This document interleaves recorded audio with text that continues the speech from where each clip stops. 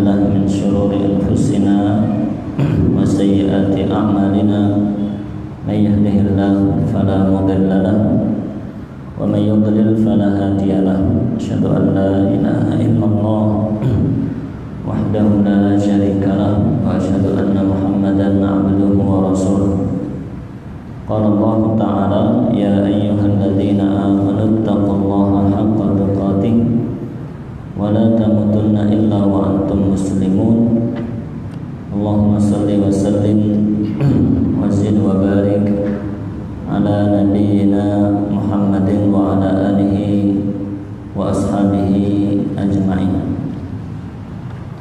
Muslimin dan muslimah, para jamaah yang dirahmati oleh Allah, alhamdulillah, mari kita bersyukur kepada Allah. Pada kesempatan yang baik ini kita kembali dipertemukan di masjid yang kita cintai. Bersama-sama kita berusaha mempelajari ilmu agama Islam, khususnya yang terkait dengan adab dan akhlak yang kita baca dari kitab Bulughul Maram. Semoga usaha kita untuk belajar ini membuahkan ilmu yang bermanfaat untuk kita semuanya. Semoga kita dimudahkan untuk memahami, mengamalkan dan mengajarkannya kepada umat Islam pada umumnya. Allahumma amin. Kita lanjutkan pelajaran kita. Sempat libur beberapa waktu. Sampai hadis berapa kita masuk?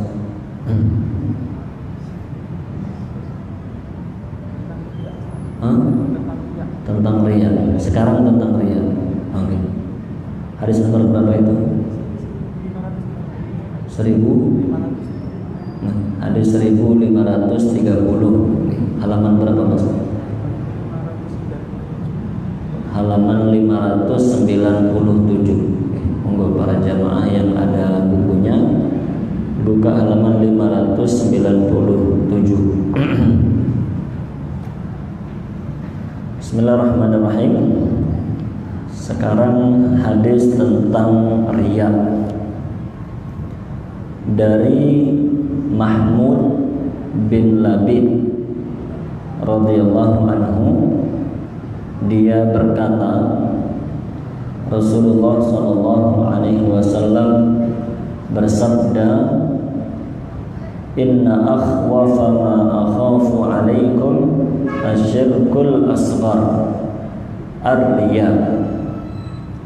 Artinya, satu perkara yang paling aku takuti di antara banyak perkara yang aku takuti dari kalian adalah syirik kecil, yaitu riya. Sesungguhnya perkara yang paling aku takuti menimpa kalian adalah riya. Itu hadis yang disabdakan oleh Rasulullah sallallahu alaihi wasallam. Jadi dalam hadis itu beliau mengabarkan bahwa yang paling beliau takuti menimpa kita semuanya, muslim maupun muslimah, adalah perbuatan riya. Bahkan dalam hadis lain itu beliau mengatakan bahwa lebih takut kita itu terkena riya daripada kita ketemu dengan Dajjal. Dalam hadis lain begitu. Padahal Dajjal itu kan adalah musibah yang besar. Dajjal itu cobaan yang besar. Kenapa? Karena Dajjal itu bisa melakukan apa saja dengan izin Allah. Dajjal itu bisa menurunkan hujan, Dajjal bisa menyembuhkan orang sakit, bahkan Dajjal itu bisa menghidupkan orang yang sudah mati. Tapi bukan karena Dajjalnya hebat, Itu semua karena izin Allah Subhanahu wa taala. Memang Dajjal itu dikirim oleh Allah dengan kemampuan-kemampuan yang luar biasa supaya menjadi cobaan bagi umat manusia. Makanya dalam hadis disebutkan nanti di akhir zaman banyak orang itu sampai murtad, banyak orang itu murtad karena ingin mengikuti Dajjal. Karena kalau ikut Dajjal pasti dikasih harta, dikasih pangkat jabatan, dikasih apa saja oleh Dajjal. Makanya banyak orang murtad demi mengikuti Dajjal. Nah, Dajjal yang begitu mengerikannya itu saja kata Rasulullah SAW, beliau lebih takut kita terkena riya daripada kita ketemu Dajjal. Padahal ketemu Dajjal itu sangat mengerikan karena kita bisa jadi tidak kuat imannya kemudian tiba-tiba murtad dengan sebab tergoda oleh iming-imingnya Dajjal. Tapi dalam hadis belum menyebutkan, justru lebih takut kalau kita terkena riya daripada kita ketemu dengan Dajjal. Berarti itu menunjukkan bahwa penyakit riya itu adalah penyakit yang sangat berbahaya. Nah, pertanyaannya, riya itu apa? Riya itu apa? Riya itu intinya adalah ketika seseorang memamerkan kebaikan kepada orang lain. Riya itu dari kata ru'yah. Riya itu bahasa Arab, diambil dari kata ru'yah. Ru'yah itu artinya melihat. Nah, riya itu maksudnya ketika ada orang memamerkan kebaikannya supaya dilihat oleh orang lain. Itu namanya riya. Yang disebutkan dalam hadis itu beliau memberi contoh ya. Contoh riya adalah ketika ada orang sholat, kemudian karena ada yang melihat maka sholatnya dibagus-baguskan. Itu namanya riya atau itu contoh riya. Begitu pula dengan semua amal kebaikan. Ada orang berdoa, misalnya berdoa di masjid, karena tahu ketika dia berdoa itu dia tahu kanan dan kirinya melihat dia, maka doanya dibuat bagaimana biar kelihatan khusyuk sekali, mungkin pura-pura nangis bahkan, dibuat-buat supaya orang melihat dan kagum kepada dia. Itu namanya riya. Nah, itu bisa terjadi kepada siapa saja, di mana saja dan kapan saja. Jadi siapapun bisa terkena penyakit riya. Ketika baca Quran kok ada yang mendengar, akhirnya dibuat-buat bacaannya, itu dibuat-buat biar kelihatan bagus, biar terdengar bagus, bahkan mungkin pura-pura nangis. Itu namanya riya. Ketika sedekah misalnya, sedekah itu pengennya dilihat sama orang. Jadi kalau tidak ada yang melihat, dia tidak mau sedekah. Atau kalau nama orang yang sedekah tidak diumumkan, maka dia tidak mau sedekah. Jadi dia sedekah supaya nanti pas diumumkan itu nama dia disebut, dikasih ucapan terima kasih, dipuji-puji, dan seterusnya. Itu semua namanya riya. Lah riya itu kenapa lebih ditakutkan oleh Rasulullah daripada Dajjal? Karena itu pertanyaan besar, Dajjal itu kan sudah mengerikan, membuat orang bisa murtad. Berarti Dajjal itu sangat berbahaya.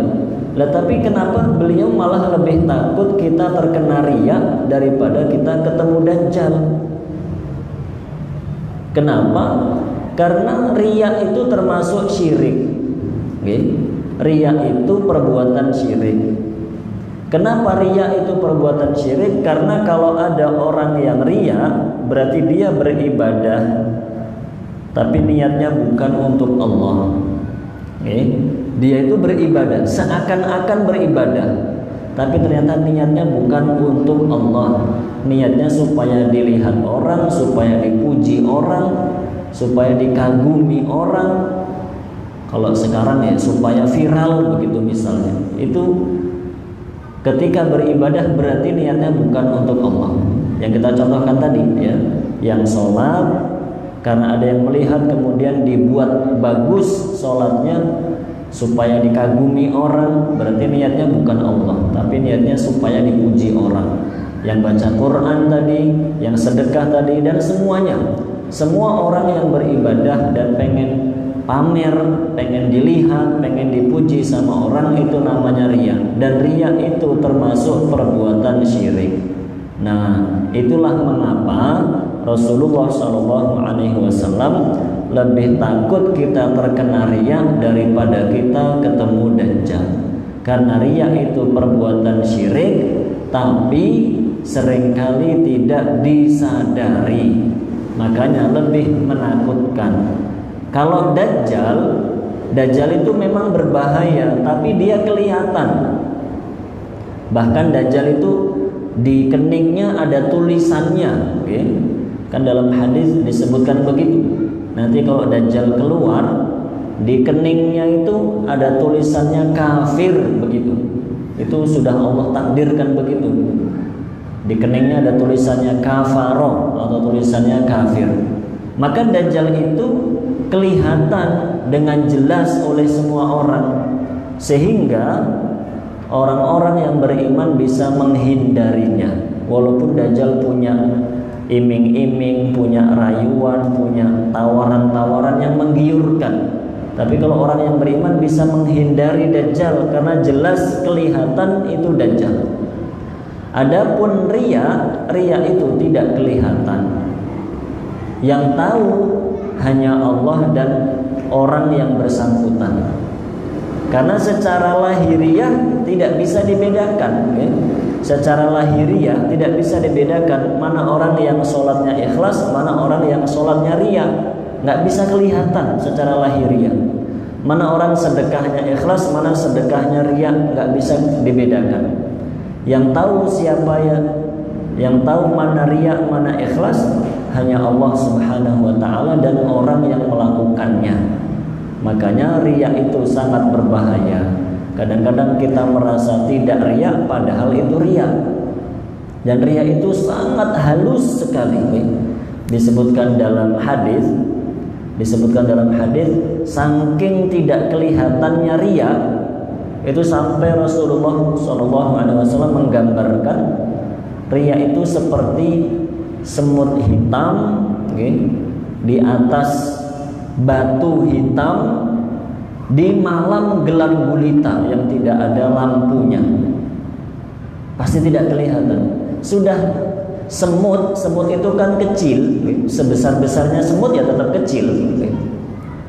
Semut itu sudah kecil, habis itu dia warnanya hitam, berada di atas batu hitam di malam gelap gulita. Itu tidak bisa kelihatan. Nah, seperti itulah riya. Riya itu sangat lembut sekali. Kita sedang sholat, awalnya ikhlas, tiba-tiba setan memasukkan niat-niat riya dalam hati kita. Seringkali kita tidak menyadari. Kita baca Quran, awalnya ikhlas, tapi setan tiba-tiba memasukkan niat riya ke dalam hati kita, dan kita seringkali tidak menyadari. Makanya harus berhati-hati dari penyakit riya. Itu bukan dosa kecil, Riya itu bukan dosa kecil. Riya itu termasuk perbuatan syirik. Syirik itu dosa paling besar. Nah, maka jangan sampai kita terkena penyakit riya. Kalau beribadah, ikhlaskan niat untuk Allah. Kalau mulai terasa ada niat-niat yang tidak ikhlas, maka lawan perasaan seperti itu. Kalau kita beribadah terus ada niat riya dan kita melawan, maka insya Allah ibadah kita tidak akan rusak.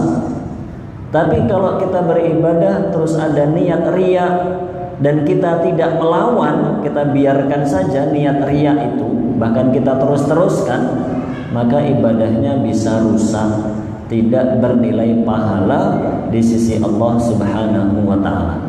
Begitu para jamaah dirahmati oleh Allah. Kita lanjutkan, oke? Kita bahas singkat-singkat saja biar dapat agak banyak. Selanjutnya hadis tentang ciri-ciri orang munafik. Dari Abu Hurairah radhiyallahu anhu, Rasulullah sallallahu alaihi wasallam bersabda, "Ayatul munafiqi thalathun." Tanda-tanda orang munafik ada 3. Idza haddatsa kadzaba. Pertama, apabila berbicara dia dusta. Wa idza wa'ada akhlafa. Yang kedua, jika berjanji dia mengingkari. Yang ketiga, wa idza tumina khana. Dan apabila diberi kepercayaan, diberi tugas, dia berkhianat.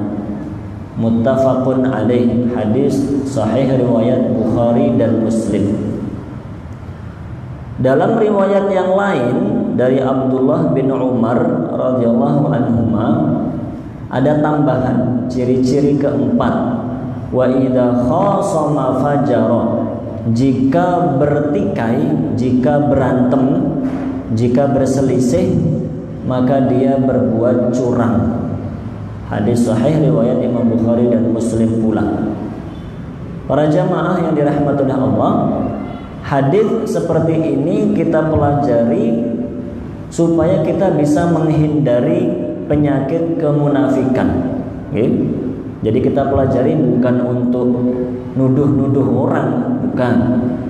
Kita pelajari hadis seperti ini bukan untuk menjelek-jelekan orang. Kamu munafik, dia munafik, bukan untuk itu, ya.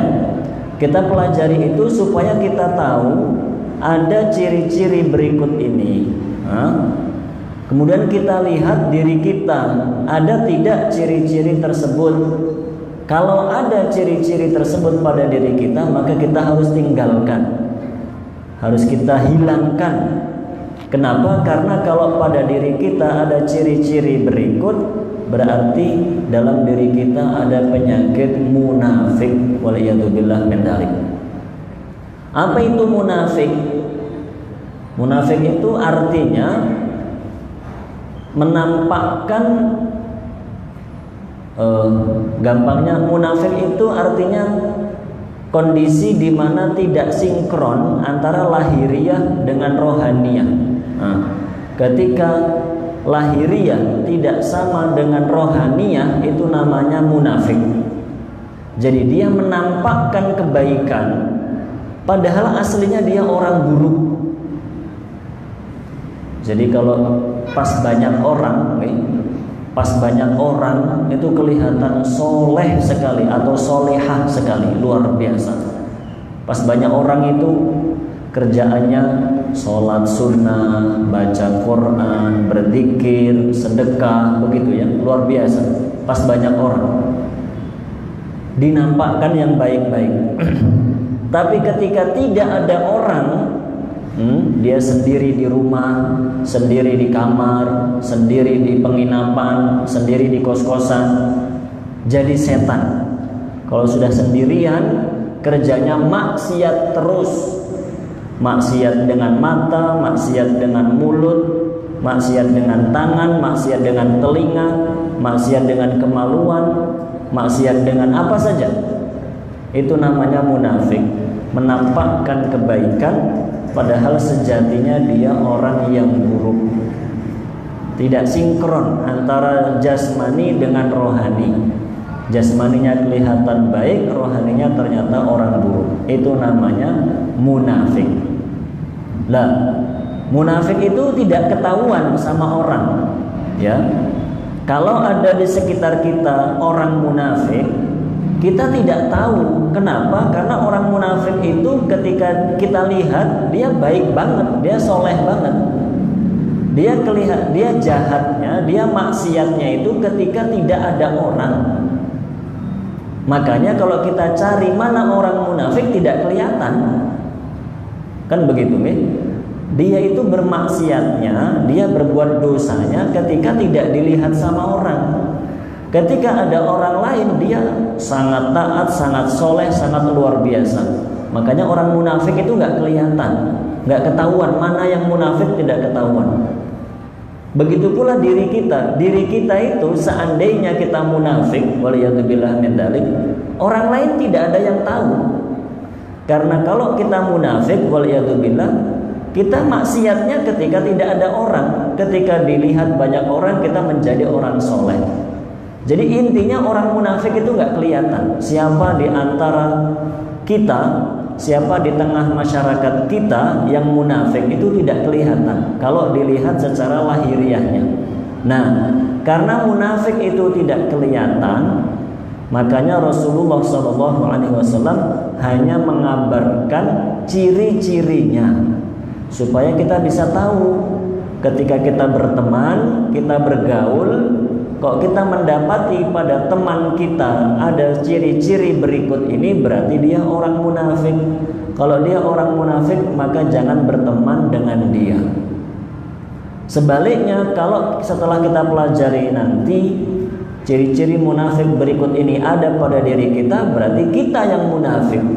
Waliyadzubillah, maka segera tinggalkan ciri-ciri berikut ini. Nah, beliau tadi menyebutkan 4 ciri. Kita lihat diri kita masing-masing, tidak perlu melihat orang lain. Yang pertama ciri-cirinya adalah apabila berkata dia dusta. Gampangnya orang munafik itu ciri pertamanya suka berbohong. Gampang ngapusi, itu cirinya orang munafik. Berbohongnya kepada siapa saja ya, berbohong itu sama saja. Berbohong kepada teman ya tidak boleh. Berbohong kepada orang tua ya tidak boleh. Berbohong kepada anak kita sendiri juga tidak boleh. Bagi yang sudah punya anak, kita itu berbohong kepada anak kita juga tidak boleh. Jadi tidak ada istilahnya masih kecil gitu ya. Masih kecil diapusi ora apa-apa gitu. Enggak ada istilah seperti itu. Masih kecil dibohongi tidak apa-apa, enggak. Kita itu berbohong kepada siapapun hukumnya tetap haram. Okay? Kepada orang tua tidak boleh, kepada anak kita tidak boleh, kepada teman, kepada saudara, kepada siapapun tidak boleh berbohong. Nah, kalau ada di antara kita yang suka berbohong, jangan-jangan itu tanda bahwa kita kena penyakit munafik, dan itu bahaya. Maka jangan suka berbohong. Bicaralah yang jujur, yang benar. Jangan suka berbohong. Jangan menyepelekan bohong. Walaupun hanya bercanda, ya. Walaupun hanya bercanda, tidak boleh berbohong. Walaupun hanya lucu-lucuan. Kadang-kadang kita ketika ingin cerita lucu supaya tambah lucu, ditambahi yang bohong-bohong. Nah, itu tidak boleh. Jadi bohong itu tetap tidak boleh. Mau bohong kepada anak kecil, mau bohong karena bercanda, mau bohong karena apa, tetap tidak boleh. Bohong tidak boleh. Kalau suka bohong, segera bertaubat. Bohong itu bikin pusing para jamaah. Bohong itu bikin pusing. Karena kita kalau sudah berbohong 1 kali, nanti setelah itu kita harus berbohong 2 kali untuk menutupi kebohongan yang pertama. Kalau sudah bohong 2 kali, nanti setelah itu kita harus berbohong ke-3 kalinya untuk menutupi kebohongan pertama dan kedua. Kalau sudah bohong 3 kali, harus bohong ke-4 kalinya untuk menutupi kebohongan 1, 2, dan 3. Begitu seterusnya. Jadi bohong itu bikin pusing karena kita harus ingat pernah bohong kapan, pernah bohong kepada siapa, bohongnya tentang apa, harus diingat terus. Karena kalau tidak diingat kebohongan itu, suatu saat akan ketahuan dan kita pasti malu, kan begitu. Makanya biasanya orang bohong itu tambah pusing hidupnya. Di sini bohong, di sana bohong, di lain tempat bohong lagi. dia harus berbohong lagi di tempat lain untuk menutupi semua kebohongan itu. Ruwet hidupnya orang yang suka bohong. Maka jangan suka berbohong, jadilah orang jujur. Orang jujur itu enak, ngomong apa saja kalau jujur sudah plong, hatinya plong, pikirannya plong. Yang penting yang diucapkan sesuatu yang benar dan jujur. Dia tidak perlu nanti menutup-nutupi, apalagi tidak perlu, karena dia sudah jujur sejak awal. Nah, begitu. Maka jangan suka berbohong, karena itu ciri orang munafik dan itu merusak kebahagiaan hidup kita. Lalu ciri yang kedua orang munafik itu kalau berjanji suka mengingkari. Berjanji mengingkari dengan sengaja, bukan karena ada alasan. Kalau tidak menepati janji karena ada alasan yang benar, maka tidak apa-apa. Tapi kalau mengingkari janji dengan sengaja, itulah ciri-ciri orang munafik. Maka begini para jamaah, ini penting. Pertama, kita itu jangan suka menebar janji. Kita jangan suka janji-janji sama orang, siapapun, keluarga kita sendiri, teman kita sendiri, apalagi pasangan kita sendiri kalau sudah menikah. Pertama, kita jangan suka berjanji, dikit-dikit janji, dikit-dikit janji. Karena kalau kita sudah berjanji, itu kita harus menepati. Kalau kita tidak menepati dengan sengaja, berarti kita terjerumus dalam perbuatannya orang munafik. Dan kedua, kalau kita terlanjur berjanji, ya, tadi kan pertama jangan suka berjanji. Yang kedua, kalau sudah terlanjur berjanji, maka berusaha untuk menepati. Kalau tidak bisa menepati janji, maka mohon maaf kepada orang yang kita beri janji tadi. Oke, kita sudah terlanjur janji, ternyata tidak bisa kita tepati, maka jangan diam saja. Kalau nggak bisa menepati janji, jangan diam saja. Hubungi orang itu. Sekarang kan mudah menghubungi orang, tinggal WA saja, telepon saja, gampang. Yang pasti kalau tidak bisa menepati janji, hubungi orang itu, sampaikan, mohon maaf saya tidak bisa menepati janji yang kemarin. Sampaikan mohon maaf baik-baik. Jangan kemudian sudah tidak menepati janji, tidak ada kabar, tidak ada kata maaf, itu menyusahkan orang lain. Maka para jamaah jangan suka berjanji, karena itu akan menambah beban kita. Kita kan beban hidupnya sudah banyak. Tambah kita sering berjanji, semakin banyak beban hidup kita, karena harus kita tepati semua janji. Kedua, kalau sudah berjanji, maka berusahalah menepati. Kalau memang tidak bisa, maka mohon maaf. Mohon maaf, jangan diam saja, jangan kemudian menghilang begitu saja. Nah, begitu para jamaah dirahmati Allah. Kalau suka melanggar janji, itu termasuk ciri orang munafik.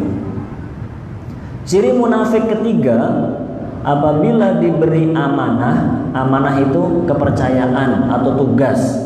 Apabila diberi tugas, diberi kepercayaan, dia berkhianat. Berkhianat itu berarti tidak melaksanakan tugas dengan baik, tidak melaksanakan kepercayaan dengan baik. Itu ciri orang munafik. Tugas itu banyak, tugas itu banyak, kepercayaan itu banyak. Kalau kita yang masih usia sekolah, kita masih usia kuliah, tugas kita, amanah kita dari orang tua kita adalah untuk belajar. Maka kalau kita tidak belajar dengan serius, berarti kita berkhianat. Orang tua itu taunya orang tua itu misalnya kita jam 7 sampai jam 2 siang sekolah, taunya gitu misalnya. Kita berangkat dari rumah sebelum jam 7. Kita pulang ke rumah setelah jam 2. Orang tua taunya ya antara jam 7 sampai jam 2 itu kita sekolah atau mungkin kita kuliah. Maka kalau di antara waktu itu ternyata kita tidak benar-benar belajar, mungkin kita bolos, mungkin kita males-malesan di sekolah, mungkin kita ngumpet-ngumpet tidak belajar, itu namanya berkhianat. Berkhianat tandanya orang munafik. Nah, kalau kita sudah usia kerja, maka contoh amanah yang ada di pundak kita adalah tugas di tempat kerja kita. Kalau kita sudah kerja, kita tentunya punya tugas-tugas di tempat kita bekerja. Ada tugas nih, kewajiban kita misalnya masuk kerja dari jam 7 sampai jam 3 sore misalnya begitu. Yaitu amanahnya adalah kita bekerja full dari jam 7 sampai jam 3 sore itu. Kalau kita sukanya ngurang-ngurangi waktu, datangnya sengaja terlambat, pulangnya cepat-cepat, itu namanya tidak amanah. Itu namanya khianat. Perbuatan seperti itu termasuk penyakitnya orang munafik. Kita harus menjauhinya. Kita kan sering begitu nih. Ya, semoga bukan kita. Mohon maaf. Maksudnya seringkali orang-orang tuh kalau bekerja semaunya sendiri, tapi tidak mau gajinya dikurangi. Nah, itu banyaknya begitu. Jam kerjanya dikurang-kurangi, datangnya terlambat, pulangnya cepat. Tapi kalau pas nerima gaji, pengennya gajinya full, nggak mau berkurang sedikit pun. Itu kan namanya mau dapat hak, tapi tidak mau menunaikan kewajiban dengan baik. Lah itu namanya khianat. Perbuatan khianat termasuk ciri orang munafik. Termasuk amanah, contohnya kalau kita dipercaya menjaga barang atau uang misalnya. Kan sering begitu. Dalam kehidupan bermasyarakat kadang kita dimintai tolong atau dititipi menjaga barang atau menjaga uang. Ya, kalau kita bersikap amanah, maka kita menjaga barang atau uang itu dengan baik. Dijaga, tidak dirusak, tidak dihilangkan, apalagi dijual misalnya. Tidak begitu. Kalau ada yang merusak, menghilangkan, mengurangi, bahkan menjual, berarti itu tidak amanah. Itu tandanya orang munafik.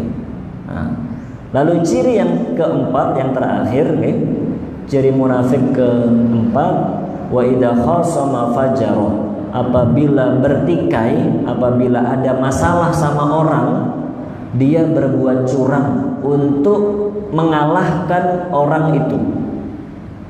Ketika berantem, ada masalah dengan orang, siapapun ya, baik orang itu saudara sendiri, atau tetangga sendiri, atau teman kerja, atau siapapun.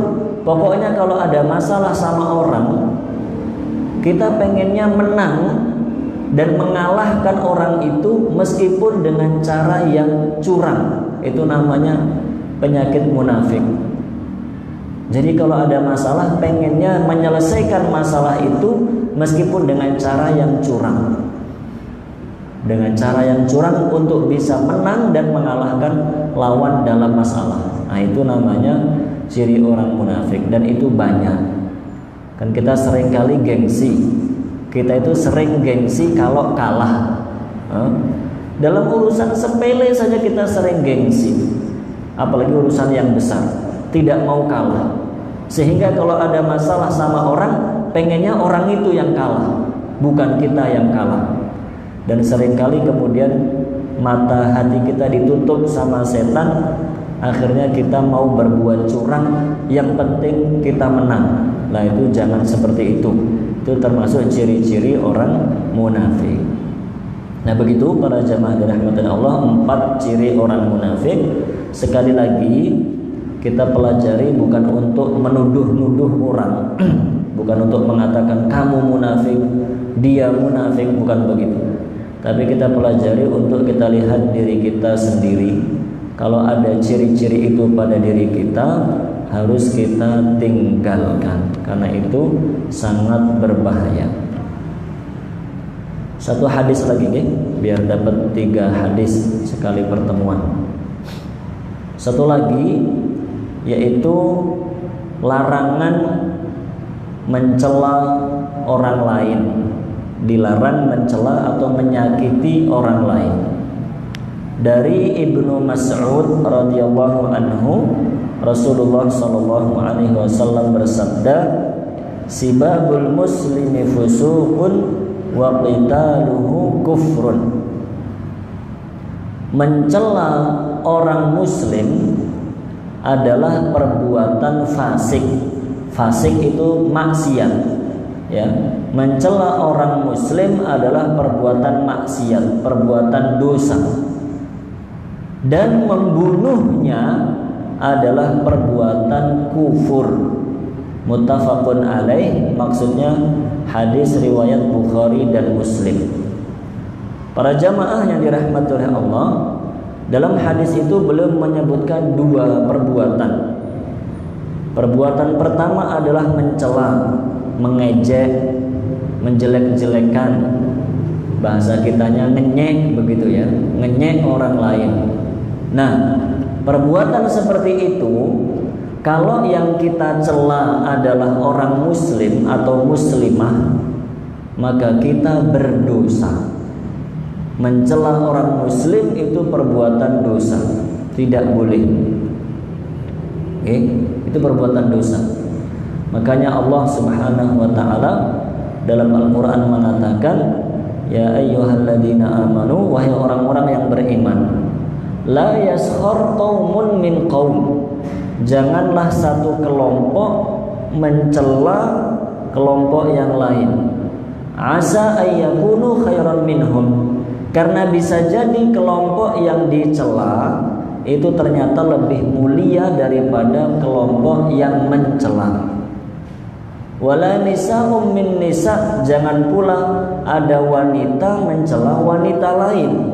Asa ayyakunna khairan minhun, karena bisa jadi wanita yang dicela dianggap remeh, dianggap rendah, ternyata dia justru lebih mulia di sisi Allah Subhanahu wa taala. Nah, maka para jamaah merendahkan, menjelekkan, mencela sesama muslim itu perbuatan dosa. Itu tidak boleh. Kalau mencela orang muslim itu berdosa, kemudian ketika ada orang lain mendengar kita mencelanya, lalu orang lain itu ikut-ikutan mencela, maka orang yang ikut-ikutan itu berdosa dan kita juga dapat dosanya. Kalau sampai banyak orang yang ikut-ikutan mencela karena terinspirasi dari kita, maka kita kecipratan semua dosa mereka itu. Waliyadzubillah min dzalik. Maka jangan suka menjelek-jelekkan orang lain. Tidak boleh. Apa saja ya, baik menjelek-jelekkan fisiknya, mohon maaf, menjelek-jelekkan fisiknya, mungkin mengomentari kulitnya, kamu hitam misalnya, itu nggak boleh. Menjelek-jelekkan fisiknya, mungkin fisiknya ada yang kurang, kemudian dijelek-jelekan, dihina, itu tidak boleh. Atau mencela misalnya keluarganya juga tidak boleh. Mencela pendidikannya, mencela ekonominya, mencela apa saja tidak boleh. Itu semua haram dan itu perbuatan dosa. Hati-hati. Sekarang kadang-kadang kita bercanda sambil menghina orang, ya. Kadang-kadang kita bercanda, niatnya bercanda tapi sambil menghina orang. Itu bukan bercanda, itu perbuatan dosa. Kalau bercanda dengan hal yang baik, jangan bercanda sambil menghina orang. Okay? Kadang menghinanya kadang-kadang dengan memberi julukan-julukan jelek kepada teman kita. Okay? Teman kita namanya bagus, masya Allah, tapi diberi nama panggilan yang jelek, itu termasuk mencela. Okay? Teman kita namanya sudah bagus, tapi diberi gelar-gelar yang jelek, itu tidak boleh. Itu perbuatan dosa. Itu perbuatan pertama disebutkan dalam hadis ini. Perbuatan kedua terakhir, wa qitaluhu kufrun, membunuh orang muslim itu bisa membuat orang kafir. Menumpahkan darah orang muslim, menghilangkan nyawa orang muslim, itu dosanya sangat-sangat besar. Itu maksud hadisnya, ya. Maksud hadisnya, yang membunuh orang muslim itu dosanya sangat-sangat besar. Lah kita para jamaah dirahmati oleh Allah, Kita hidup di akhir zaman. Akhir zaman itu sudah disebutkan oleh Rasulullah SAW bahwa di akhir zaman itu akan banyak pembunuhan. Itu dari dulu Rasulullah sudah mengabarkan. Udah ribuan tahun yang lalu. Kan Rasulullah hidupnya 1400 tahun yang lalu, lebih dari 1400 tahun yang lalu.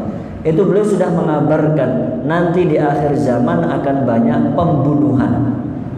Ya sekarang kita lihat sendiri, mengerikan sekarang. Baca berita, dengar berita, isinya pembunuhan dengan berbagai motif dan alasan. Sedikit-sedikit membunuh, sedikit-sedikit membunuh. Lah para jamaah, kita jangan merasa oh saya tidak mungkin membunuh Ustaz.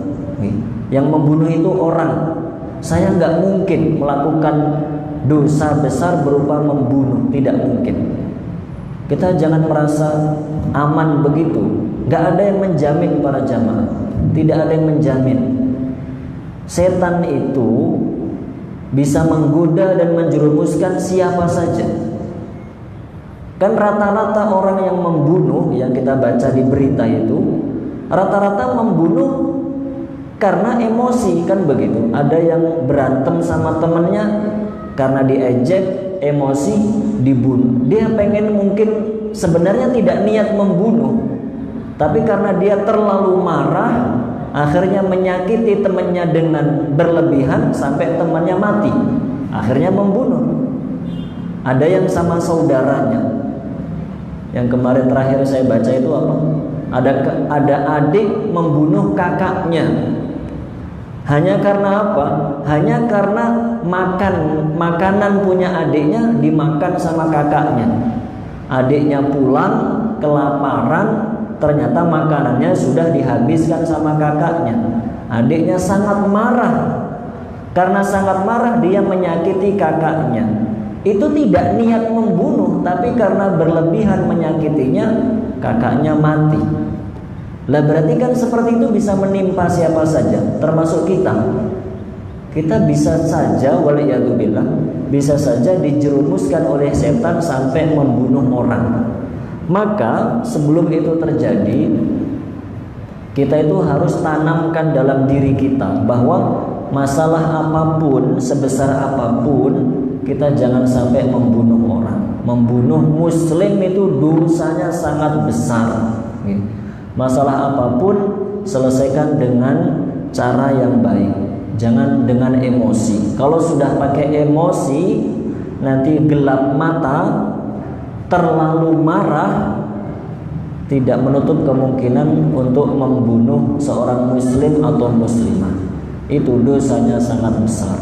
Maka tanamkan dalam diri kita masing-masing, jangan sampai membunuh orang. Itu dosanya terlalu besar.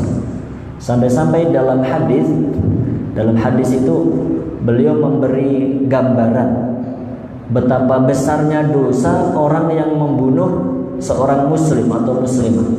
Disebutkan dalam hadis itu, beliau mengatakan bahwa seandainya ada orang menghancurkan Ka'bah, seandainya ada orang merusak dan menghancurkan Ka'bah, itu dosanya masih lebih kecil dibandingkan orang yang membunuh muslim atau muslimah. Merusak Ka'bah itu kan pasti dosanya besar. Wong Ka'bah itu tempat ibadah. Ka'bah itu kan dulunya masjidnya Nabi Ibrahim, kan begitu ceritanya ya. Ka'bah itu dulunya adalah masjidnya Nabi Ibrahim. Nah sekarang jadi kiblatnya umat Islam. Kalau merusak Ka'bah pasti dosanya sangat besar. Tidak karu-karuan tuh berapa besar dosanya. Tapi dikabarkan oleh beliau ada dosa lebih besar daripada merusak Ka'bah, yaitu membunuh orang muslim atau muslimah. Itu dosanya lebih besar. Maka berhati-hati para jamaah, okay? Kita tentunya bergaul, kita punya teman, kita punya saudara, kita punya keluarga. Namanya hidup bergaul, sering terjadi kesalahpahaman, sering terjadi ketersinggungan gitu. Nah, kalaupun ada masalah, maka selesaikan dengan cara yang baik.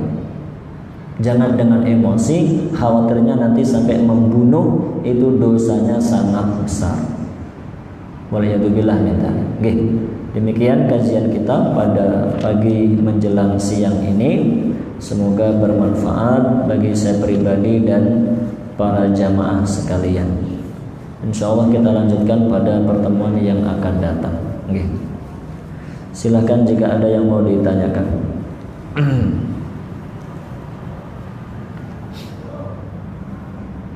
Ini saya jawab dulu pertanyaan yang sudah masuk.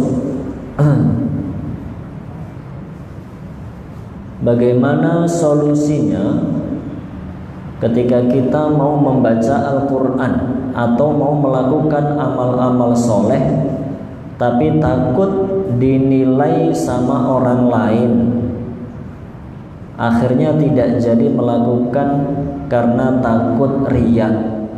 Ini pertanyaan tentang pembahasan pertama tadi, tentang penyakit riya. Jadi para jamaah dirahmati oleh Allah, kita itu kalau beribadah dengan niat pamer kepada orang, itu namanya riya. Tapi kalau kita tidak jadi beribadah karena takut dikomentari orang, itu juga namanya riya.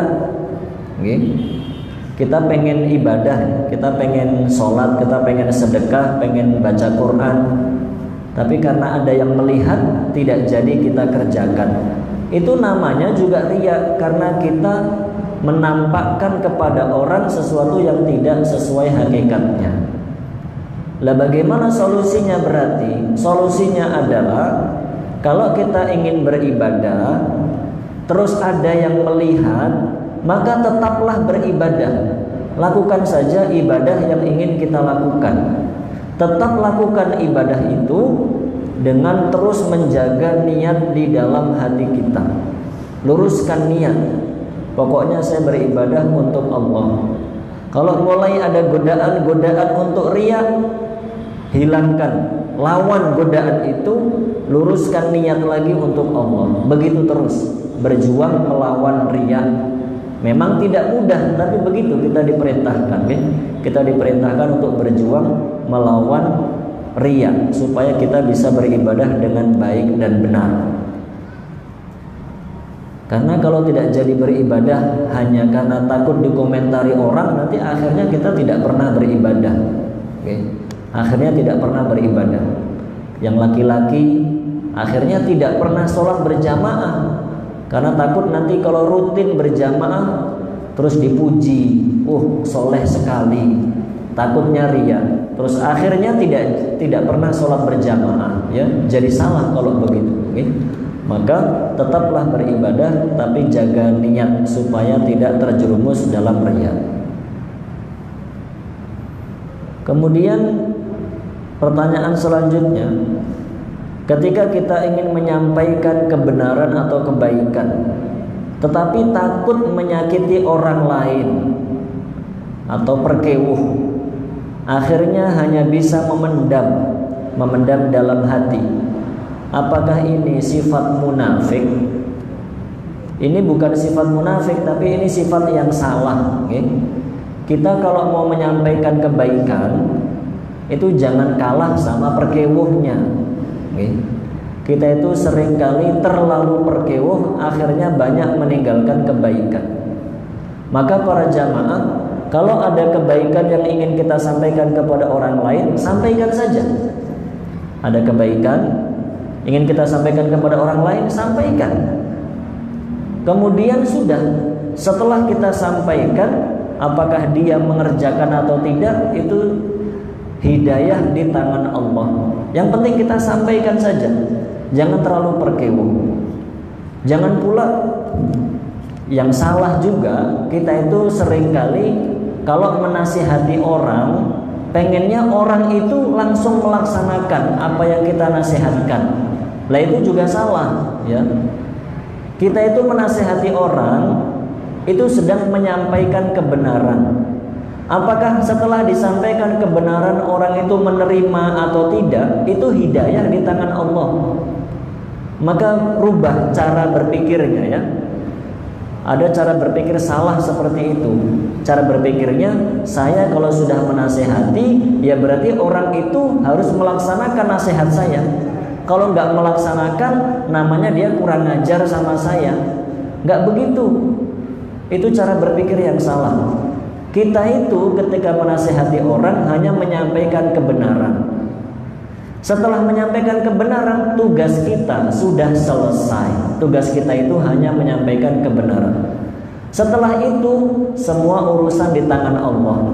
Apakah orang yang dinasehati bisa menerima nasihat dan melaksanakan, itu nanti hidayah Allah yang memberikan.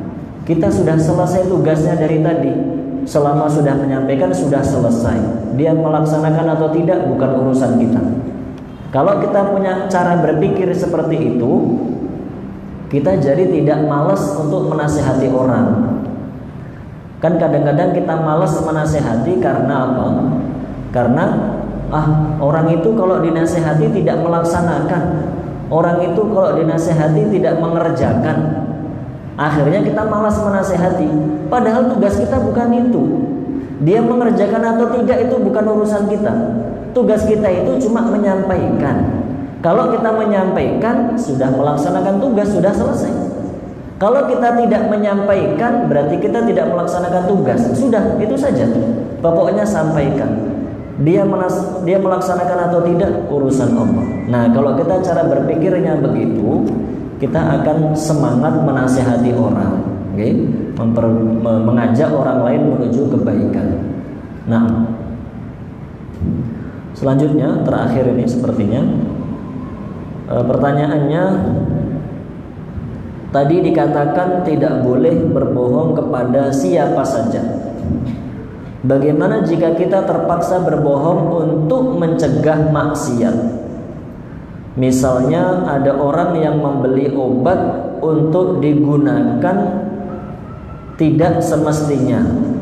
Membeli obat terlarang meskipun dengan resep, akan tetapi jumlah dan aturan pakainya melebihi dosis yang semestinya. Kita berbohong dengan mengatakan obatnya kosong. Bolehkah yang seperti itu? Jazakallah khairan.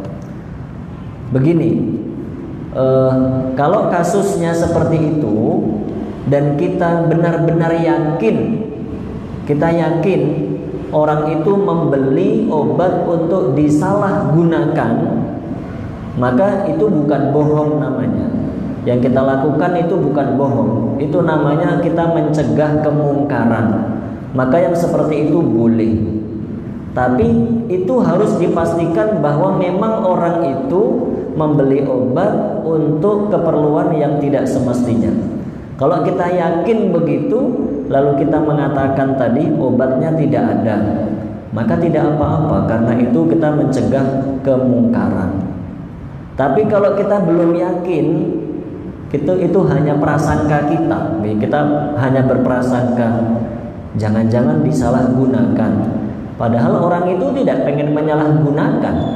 Dia memang membeli dalam jumlah yang banyak karena untuk stok misalnya. Dia memang sakit dan perlu membeli obat itu. Mumpung ada rezeki, dia beli dalam jumlah yang banyak misalnya begitu. Maka yang seperti itu sebaiknya tidak dihalang-halangi. Nah, maka para jamaah, kasus yang seperti itu jawabannya tidak bisa satu jawaban, itu harus dilihat kondisinya seperti apa. Kalau memang yakin benar-benar ini akan disalahgunakan, maka kita tidak memberikan. Walaupun dengan mengatakan seperti tadi, maka itu tidak apa-apa. Tapi kalau baru prasangka, tidak ada bukti-buktinya, tidak ada indikasi-indikasi yang kuat, maka sebaiknya tidak perlu menghalang-halangi orang dari perbuatan seperti tadi. Wallahu a'lam bishawab. Demikian kajian kita pada pagi menjelang siang ini, semoga bermanfaat dan mohon maaf atas sangat banyak kekurangan. Saya akhiri dengan doa kafaratul majlis. Subhanakallahumma wa bihamdika asyhadu an la ilaha illa anta astaghfiruka wa atubu ilaik. Wa sallallahu ala nabiyyina Muhammadin wa ala alihi wa sahbihi ajma'in. Assalamualaikum warahmatullahi wabarakatuh.